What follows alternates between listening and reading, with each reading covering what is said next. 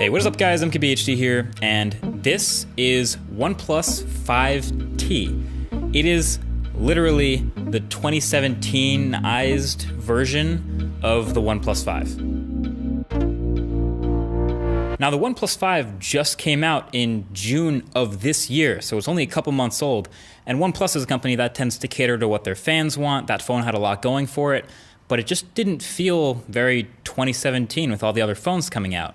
But this now we're talking. So in case maybe you looked over the OnePlus 5 a couple months ago, this is their new one, maybe you'll consider this. These are the top 5 new features of the brand new OnePlus 5T. So number 1 is the display. And this is definitely the biggest change, literally. It's what makes it feel the most like a new phone. It's now a 6-inch 1080p AMOLED display up front, and it gets way closer to every edge. So the side bezels are slimmer now, and the top and bottom bezels are cut down a lot. Obviously that's very 2017. You already know screen to body ratio matters now, and this feels a lot more modern already because of it. Now it's still not a Quad HD display. It's not quite at the level of the highest end flagships in resolution, but OnePlus also likes to stick with the lower resolution for longer, as they have, in the name of battery life and performance. And 1080p obviously doesn't look bad at all, so I get it. Also, if you haven't noticed, it is the new longer, taller 2:1 aspect ratio we're seeing on all these 2017 phones. So this one's 2160 by 1080. It's not new to Android, so apps already fill up the display and everything. There's no real compatibility problems, but still, of course, it gives you a bit of bezel when watching videos and things like that. But we're just kind of used to this by now on these screens. Bottom line is, the display is way better. It definitely gets really bright, so it's viewable outdoors, and it has different color modes in the settings, including an adjustment slider for color temperature. So they've thought of all this stuff. You're probably not gonna like this though. It is an OLED, and the display does this weird rainbowing when you get severely off axis. Not a huge deal to everyone, but I can already see this awkwardly making some headlines. So number 2 is OnePlus sticking to their guns with this design. We have definitely seen this industrial unibody metal look before. There are some chamfers and some light curves, but overall it's the shape we're familiar with. It resembles its little brother a lot. But there are a couple of changes, obviously. With this nearly edge-to-edge display, of course, on the front, there's no longer any room for that fingerprint sensor that they've always put up there.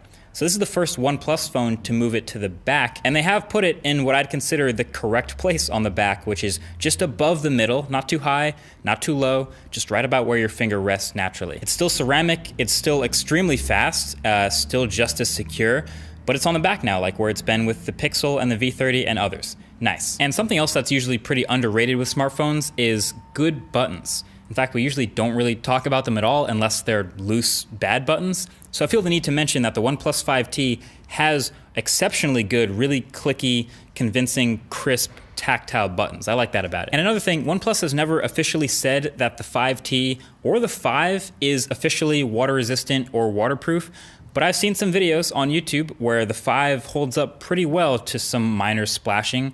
So that could be a nice bonus to something you usually don't hear about with this industrial design. Now number 3 is what OnePlus has decided to do with these cameras.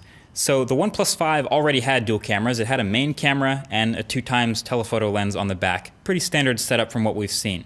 But this time they've decided to do some things a little different. This time it's the same 16 megapixel main camera as the OnePlus 5, but instead of a second telephoto lens, it's another normal range camera, same focal length, 20 megapixels, but with an f1.7 lens focused on low light photography. Now here's the thing about that. The main camera is already an f1.7 lens, and it's less pixels, so they're bigger pixels, so you would think that's also better for low light. So how exactly is this second camera better for low light? Well, OnePlus says that the 5T in low light, so under 10 lux, will switch automatically to that second camera and use something called intelligent pixel technology, which merges 4 pixels into 1 to reduce noise and enhance clarity in low light. I can't find a better explanation than what OnePlus says. I'm not sure if it's hardware specific.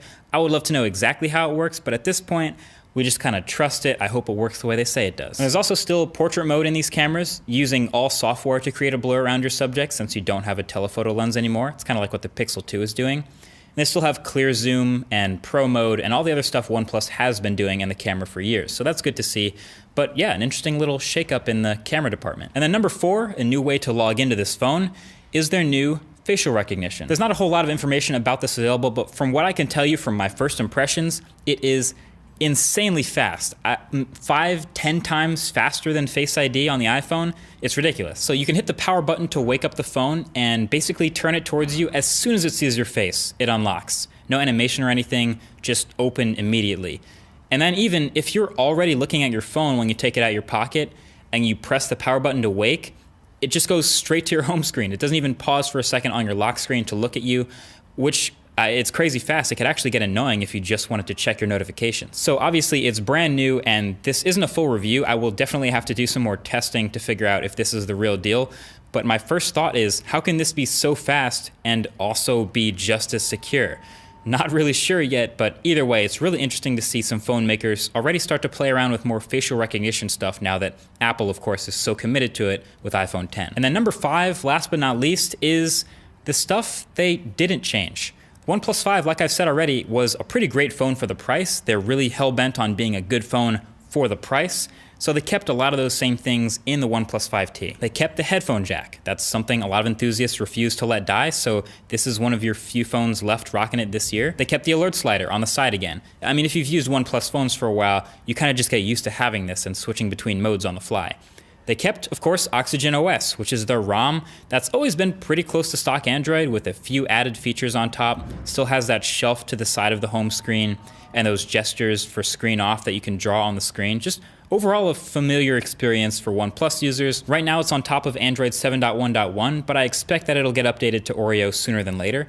It kept the same specs internally as the OnePlus 5, so still the Snapdragon 835 chip and either 64 with 6 gigs of RAM or 128 with 8 gigs of RAM. No wireless charging still, but they kept dash charging, kept reader mode, and most importantly of all, it's keeping around that same price. It's starting at $499, which is very clearly undercutting a lot of the higher end flagships we've seen in the last couple months. So this might be the one. OnePlus 5 felt a little outdated. This 5T feels very 2017 and still costs less than a lot of the others out there.